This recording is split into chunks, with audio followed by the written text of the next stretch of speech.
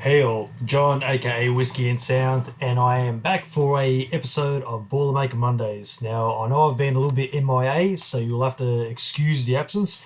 Had a little bit going on behind the scenes, so more on a personal level for those that are known. I had a recent passing of family members to deal with, and also had rather large commitments with work, and it has just been absolutely manic trying to juggle everything. So that's the crux of my absence and why I haven't been around.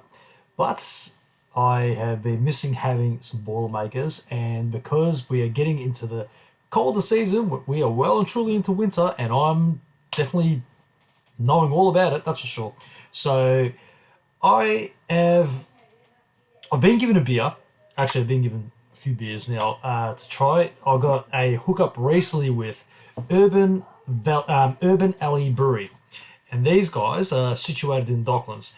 Now, one of my really good friends actually showed me one of these beers and said, "John, you need to try this." So, and he had me at Cherrywood Smoked Baltic Porter.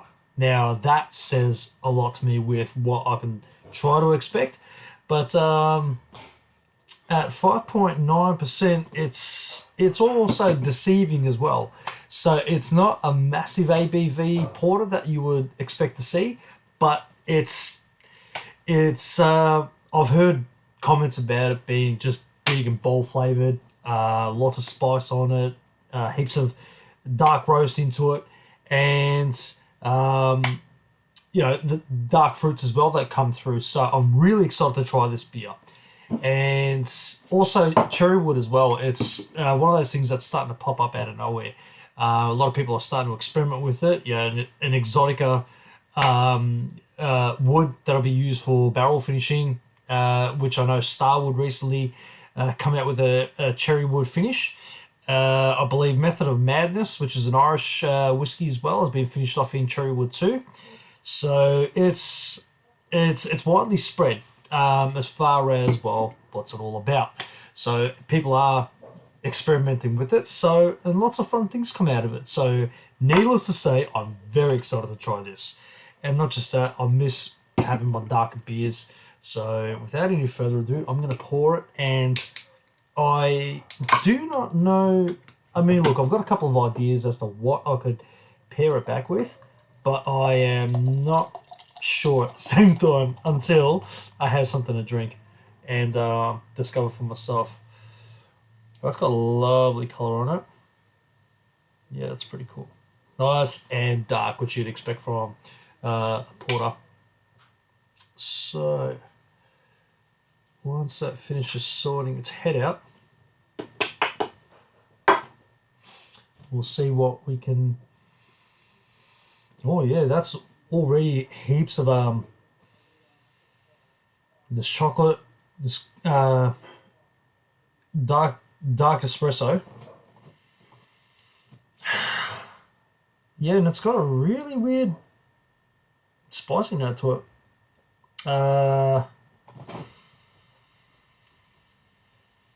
Yeah, it's got like it's what is that?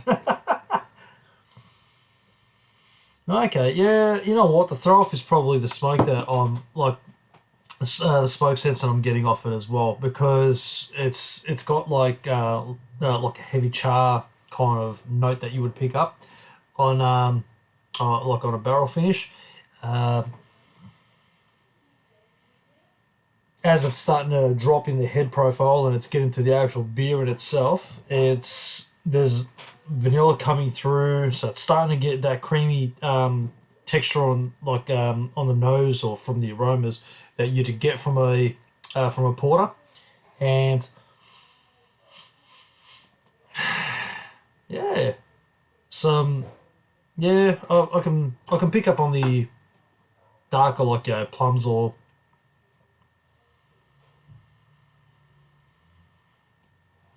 okay. Maybe I should have let this thing warm up a little bit. It's not overly cold. It's not chilled. So which would be very easy to drink. But like I have been doing with the darker beers, I'm letting them sit for a little bit, and yeah, all sorts of fun magic comes out of it. So, without any further ado, I'm gonna have my first drink and see what I'm gonna pair it with.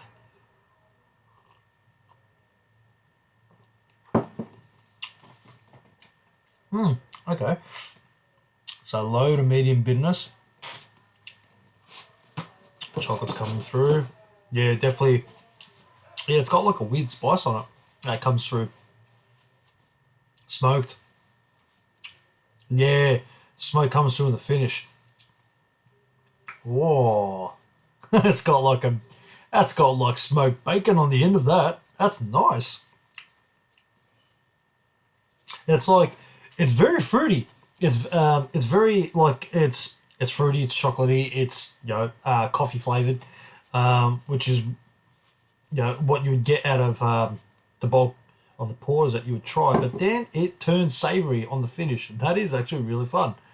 Um, well, I reckon a bit can be brought out of this one. So, Fire in the Hole, they've called this, which is, yeah, it's a limited release. So, if you're able to get your hands on one of these, I'd say go for it because that is a very fun beer, even just to have on its own.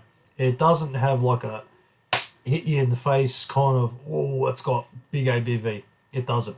But it is a complex beer. Oh, yeah. What to drink? What to pair you back with? I have an idea, and I've been waiting to open up this bottle for something of this nature. Hold that thought, I'm going to right back. Right. You come straight with me. So I had an idea as to what way I was going to go about it. Maybe. If it'll work that way or not, so be it. But I was actually going to try pair this back with a cask expression from Chief's Sons, which was a sample that was given to me ages ago. So cask expression 2 is their Imperial Porter. So it's 50% Russian Imperial Stout cask finish and 50% porter. And then they've married the two together. And there you have it. And I think that's their 900 standard as well. Not the cask strength. It's at 47.8%. So I was initially thinking that. And that would probably work with this beer. But that smoky element has brought me to this delicious little number that I picked up in Tasmania. And that is Killara from Christy Lark. We all know her as the Godfather's daughter, Bill Lark's daughter, who got a Tawny finished whiskey and finished it off in ex-Laphroaig cask. And that is, like, her Tawny cask whiskey is already big, like just a massive mouthfeel, loads of fruits, it's just a massive spicy fruit cake that just coats the palate so well. And the edge that you get from the Laphroaig finish is something else altogether. And I didn't spend a great deal of time in there too. And the ABV on this one is 53.3%. So I am going to crack that open and see how that goes. So excited. I missed having this. I think I got to try this back in March. Yeah, it was March when I was down in Tassie last. So I got this from the cellar door. And I will say I'm going to be back there again in August for Tassie Whiskey Week. Lovely. Right. What do I want you in? What do I want you in one of those? Do I want you in this glass? Maybe I want you in that glass. No, I don't. I'll settle for a Glencairn.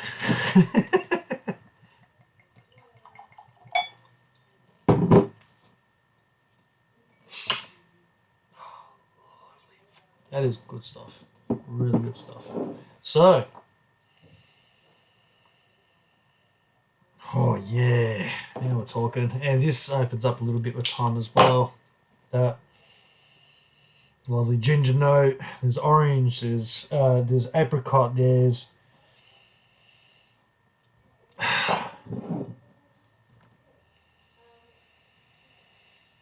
Oh, the more that you start getting into it, there's it's like, where do I start? This is a big whiskey.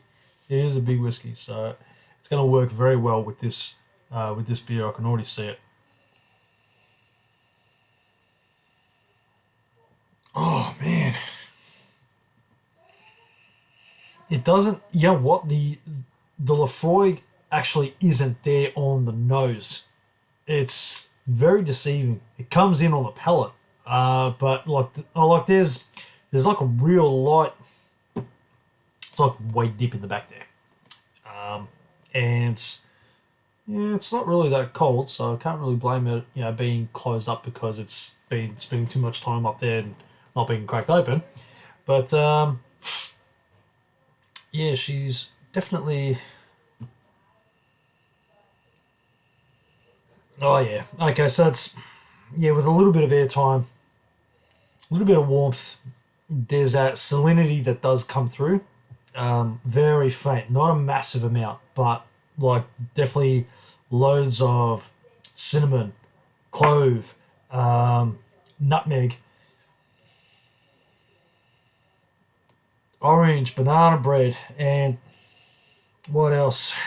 There's See, I get baked red apples as well that comes through on this.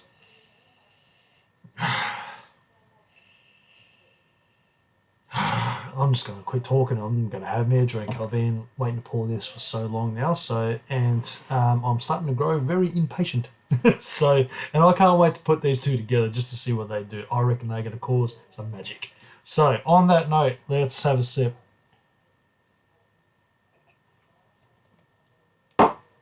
And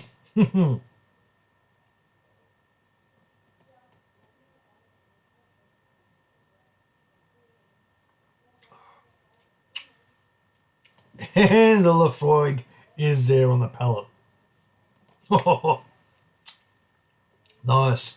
Espresso coffee, fruits, cake, like fruit cake. And then it's it's very peppery. Starts turning to like a real rich chocolate with white pepper going through it. Only the slightest bit of brine, very slight, very slight. Not a great deal. That is a gorgeous whiskey. Really gorgeous whiskey. That is going to work so well with you. Yeah. All right. Anyway, so um, let's do a beer wash and a whiskey rinse first and see how that goes. All right. So Urban Alley, fire in the hole. See if there's any more left in the can. Yep, we're not wasting a drop of this stuff. That's for sure. All right.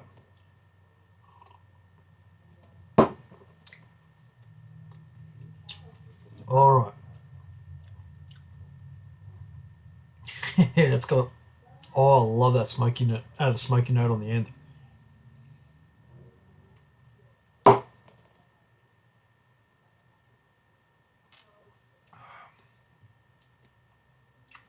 Ooh, hello. That gave it a bit of a twist. Yeah, right.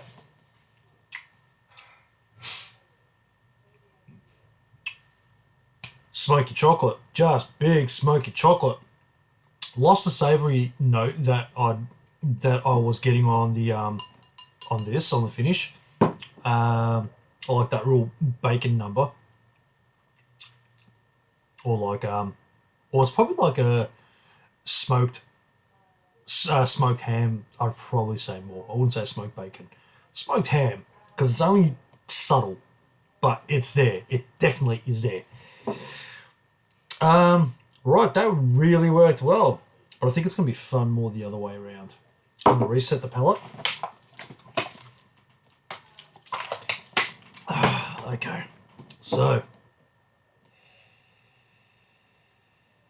we've just really turned up on the, it's really florally now on the nose.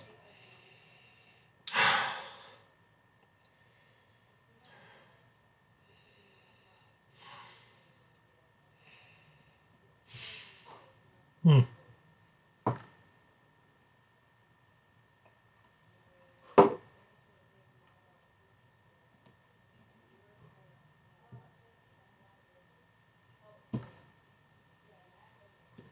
All right, really coat that pellet. And right, let's go with the beer rinse and see how we go.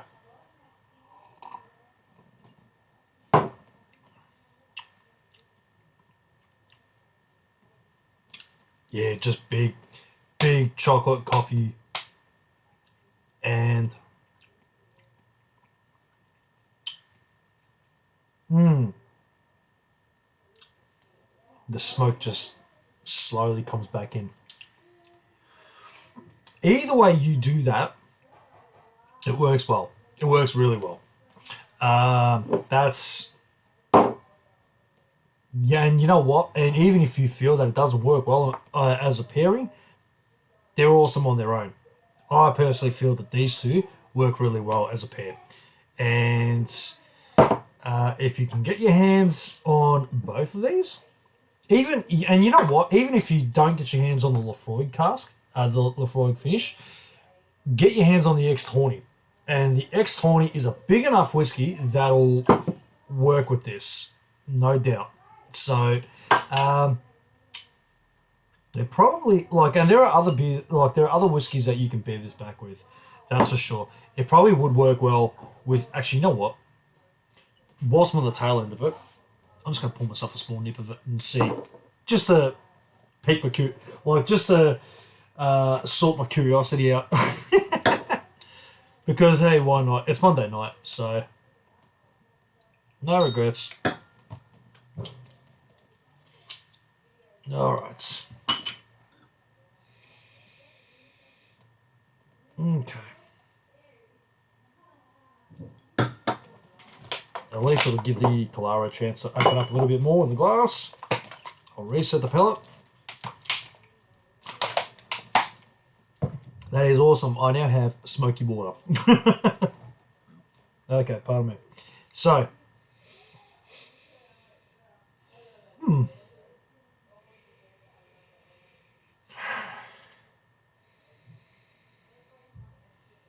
yeah, definitely the Imperial Stout really comes through on the nose, that's for sure.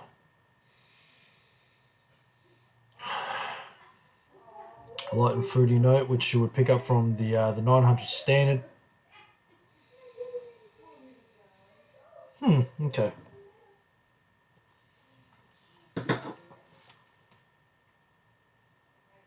Hmm.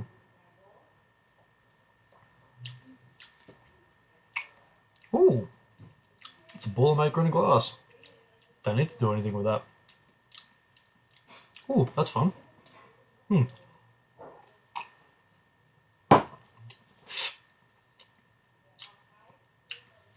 Now the smoky note comes out more. Now it turns savoury with that on the beer rinse. Interesting. All right, so there's plenty that can go back with this particular beer. It's complex. It's fun, and it's not going to, put it this way. You're not going to get obliterated off the one where it's a bit too. No, you know what? One can's, like you'll come across some of the darker beers, and they get you hit a cap with them. Like as much as I love my stouts and my porters, you can only do the one and that's it. Like I'd knock out another one of these because it's fun. It is fun, but respect it for what it is. 5.9. That's still, it's in the medium to, you know, it's above medium category as far as ABV is concerned. So respect it for what it is, but still have your fun with it because it is a yummy beer. And either way that you go, the Killara ex-Tawny, whether it be the Laphroaig cask finish or just the ex-Tawny on its own, or the Chief's Sons cask expression 2, which is the Imperial Porter.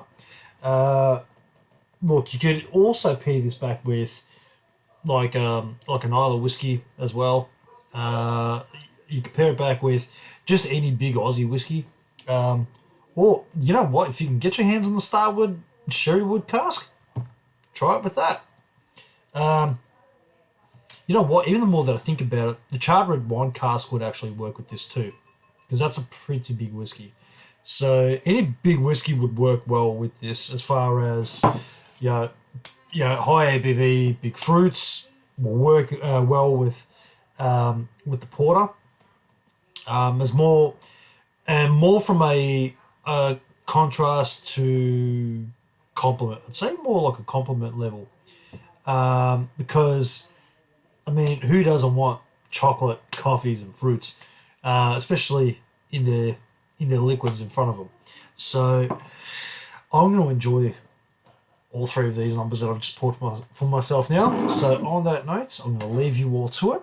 Thank you so much for joining me once again, and I will be doing a couple more of these because I got more than one can to go through.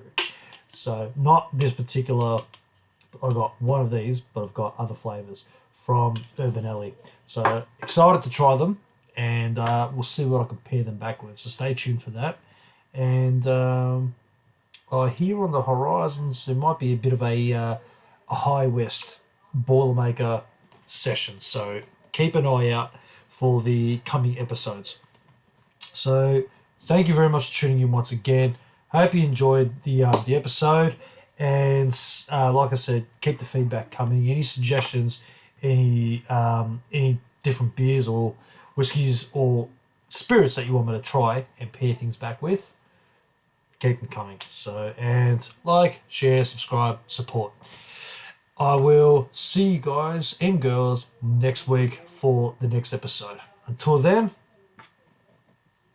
cheers.